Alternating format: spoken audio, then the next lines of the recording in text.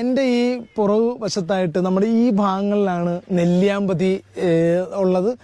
ഇതുകൊണ്ട് ഇവിടെ ഒരു ആനയൊക്കെ റെഡിയാക്കി വെച്ചിരിക്കുകയാണ്. ആന ഇതുകൊണ്ട് സീതാർകുണ്ട് വെള്ളച്ചാട്ടം, അതുപോലെ തന്നെ വേറെ ഒരു വെള്ളച്ചാട്ടം. കാര്യം എന്ന് പറഞ്ഞാൽ നമ്മൾ ഈ ഒരു ഭാഗത്തേക്ക് കയറുന്നതിന് അവിടെ ഒരു എൻട്രി ഫീസ് ഉണ്ട് കേട്ടോ. 20 രൂപയാണ് അവർ വാങ്ങിക്കുന്നത് ഇങ്ങോട്ട് വരുന്നതിനെ.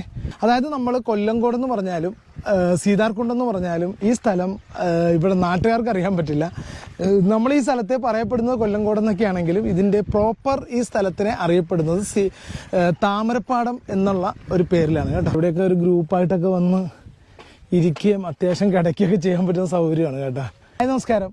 നമ്മളിപ്പോൾ ഉള്ളത് നെല്ലിയാമ്പതി മലനിരകളുടെ താഴ്വാരത്തിലാണ്. ആ താഴ്വാരത്തിലെ ഒരു ഗ്രാമത്തിലാണ് ഞാനിപ്പോൾ ഉള്ളത്.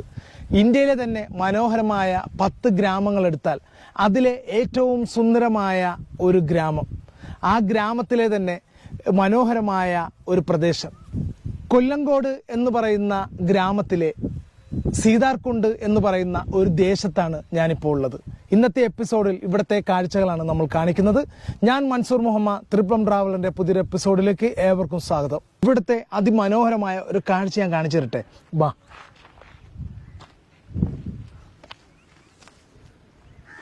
ആഹാ, എന്താ ഭംഗി! നെൽവയലുകളുടെ പച്ചപ്പരപ്പ്, പാടവരമ്പുകളിൽ പീലി വിരിച്ചതുപോലെ തെങ്ങുകളും കരിമ്പനകളും, ഓലമേഞ്ഞ പുരകൾ, ഇല്ലിയും പൂച്ചെടികളും കൊണ്ട് തീർത്ത വേലിക്കെട്ട്. സഞ്ചരിക്കുന്ന വാഹനം ടൈം മെഷീനാണോ എന്ന് സഞ്ചാരികൾക്ക് തോന്നിപ്പിക്കുന്ന പാലക്കാടൻ ഗ്രാമക്കാഴ്ചകൾ. ഇന്നലകളിലെ കേരളത്തിൻ്റെ ഗ്രാമത്തനിമ ഇന്നും നിലനിർത്തുന്ന കൊല്ലങ്കോട് ഇന്ത്യയിലെ ഏറ്റവും സുന്ദരമായ 10 ഗ്രാമങ്ങളിൽ ഒന്നായി തിരഞ്ഞെടുക്കപ്പെട്ടു. അതുതന്നെ പാലക്കാടൻ ഗ്രാമഭംഗിയെ വീണ്ടും വാർത്തകളിലെത്തിച്ചു. ഒരു പാതയുടെ ഒരു വശം മുഴുവൻ പച്ച വിരിച്ചതുപോലെ പാടം, മറുവശത്ത് നെല്ലിയാമ്പതി മലനിരകളുടെ പാദം തൊടുവോളം നീണ്ടുകിടക്കുന്ന കൃഷി. കാഴ്ചയുടെ വരമ്പിലേക്ക് സന്തോഷത്തോടെ ക്ഷണിക്കുമ്പോഴും പാടത്തിറങ്ങി ചവിട്ടിക്കൊണ്ടോ അല്ലെങ്കിൽ നെന്മണികളൊക്കെ പൊട്ടിച്ചൊന്നും കൃഷിയെ ശല്യപ്പെടുത്തരുതെന്ന് മാത്രം ഞാൻ ഓർപ്പിക്കുകയാണ്.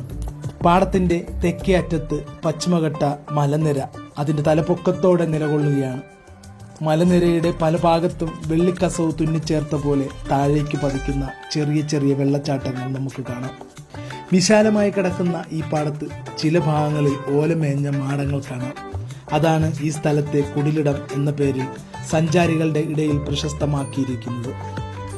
വയലുകളുടെ സംരക്ഷണത്തിന് കൃഷിക്കാർ തങ്ങുന്ന ഇടമാണ് ഈ കുടിലുകൾ. വെയിലിൻ്റെ ചൂടേറി വരുമ്പോഴും മലകളിൽ നിന്നുള്ള കാറ്റ് നമുക്ക് കുളിരേകുന്നു. കാഴ്ചകളുടെ ഭംഗി നമ്മുടെ ഉള്ളുകളെ തണുപ്പിക്കുന്നു. അത്രയേറെ ഭംഗിയും സുഖവുമാണ് ഈ കൊല്ലങ്കോട് എന്ന് പറയുന്ന ഗ്രാമം. ഈ ഒരു സ്ഥലത്തിന് പൊതുവെ പറയപ്പെടുന്നത് താമരപ്പാടം എന്നാണ് കേട്ടോ. അതായത് നമ്മൾ കൊല്ലങ്കോടെന്ന് പറഞ്ഞാലും സീതാർകുണ്ടെന്ന് പറഞ്ഞാലും ഈ സ്ഥലം ഇവിടെ നാട്ടുകാർക്ക് അറിയാൻ പറ്റില്ല. നമ്മൾ ഈ സ്ഥലത്തെ പറയപ്പെടുന്നത് കൊല്ലങ്കോടെന്നൊക്കെ ആണെങ്കിലും ഇതിൻ്റെ പ്രോപ്പർ ഈ സ്ഥലത്തിനെ അറിയപ്പെടുന്നത് താമരപ്പാടം എന്നുള്ള ഒരു പേരിലാണ് കേട്ടോ. ഇവിടെ എൻ്റെ ഈ പുറകു വശത്തായിട്ട് നമ്മുടെ ഈ ഭാഗങ്ങളിലാണ് നെല്ലിയാമ്പതി ഉള്ളത്. അതുപോലെ തന്നെ ഒരു ദിവസത്തെ ഒരു അടിപൊളി ഒരു ട്രിപ്പ്, ഒരു 1 ഡേ ട്രിപ്പായിട്ട് നമുക്ക് ഇങ്ങോട്ട് വരികയാണെന്നുണ്ടെങ്കിൽ വന്നു കഴിഞ്ഞാലുള്ള ഗുണമെന്ന് പറയുന്നത് സീതാർകുണ്ട് വെള്ളച്ചാട്ടം നമ്മുടെ തൊട്ട് പറ്റേ നിന്നാൽ കാണാം. ഇത് കണ്ട സീതാർകുണ്ട് വെള്ളച്ചാട്ടം, അതുപോലെ തന്നെ വേറെ ഒരു വെള്ളച്ചാട്ടം ഇതിനടുത്ത് തന്നെയുണ്ട്.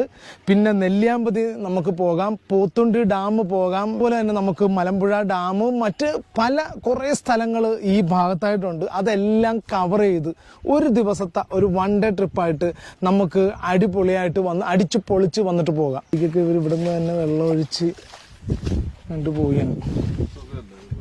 അതെ, ഇത് കണ്ടത് അവിടെ ഒരു ആന ഒറ്റയാൻ നിൽപ്പുണ്ട് കേട്ടോ, നമ്മളെ അവിടെ പ്രതീക്ഷിച്ച്.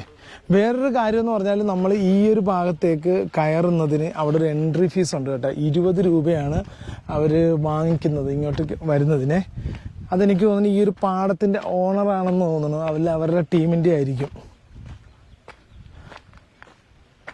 അവിടെ ഇരിക്കാനുള്ള സൗകര്യം. അപ്പം ഞാൻ ചോദിച്ചു ഈ പൈസ എന്തിനാണ് വാങ്ങിക്കുന്നതെന്ന് ചോദിച്ചപ്പോൾ അവർ പറഞ്ഞത് അവിടെ അവർ ഈ സാധനങ്ങളൊക്കെ അഡ്ജസ്റ്റ് ചെയ്ത് വെച്ചിരിക്കുന്നതും നിങ്ങൾ ഫോട്ടോഷൂട്ടിനുള്ള സംവിധാനങ്ങൾ ഒരുക്കിയിരിക്കുന്നതും അതുപോലെ തന്നെ അവിടെ ഇരിക്കാനുള്ള സൗകര്യങ്ങളും ഒക്കെ ഉള്ളത് കൊണ്ടാണ് ഈ പൈസ വാങ്ങിക്കുന്നതെന്നാണ് അവർ പറഞ്ഞത്.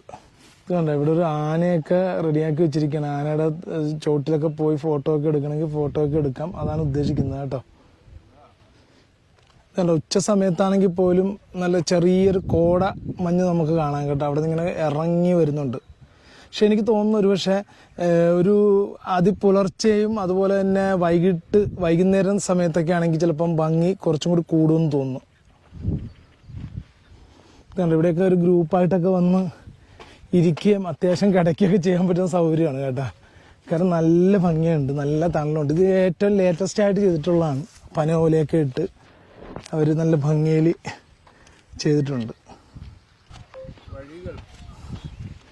ഇത് കണ്ട ഇവിടെ നമ്മുടെ ഇതൊക്കെ ഉണങ്ങി വരണ്ട് കേട്ടോ. അത്രയ്ക്ക് ചൂടാണ് ഇവിടെ. കാര്യം വെച്ചാൽ ഈ പാറയുടെ തൊട്ട് പറ്റി ഇങ്ങനെ പാറ പഴുത്ത് കിടക്കുന്നതുകൊണ്ട് തന്നെ ഈ ഭാഗത്തൊക്കെ വരുമ്പോൾ നല്ല ചൂടാണ്. പക്ഷെ ഇപ്പം ഞാൻ നേരത്തെ പറഞ്ഞ പോലെ മഴക്കാറുള്ളതുകൊണ്ട് വലിയ പ്രശ്നങ്ങളൊന്നും ഇവിടെ ഉള്ളതായിട്ട് ഇപ്പോൾ തോന്നുന്നില്ല. പക്ഷെ അതല്ലെന്നുണ്ടെങ്കിൽ ഈ സമയത്തൊക്കെ നല്ല ചുട്ടുപൊള്ളുന്ന ചൂടുണ്ടാകുന്ന സമയമാണിത്.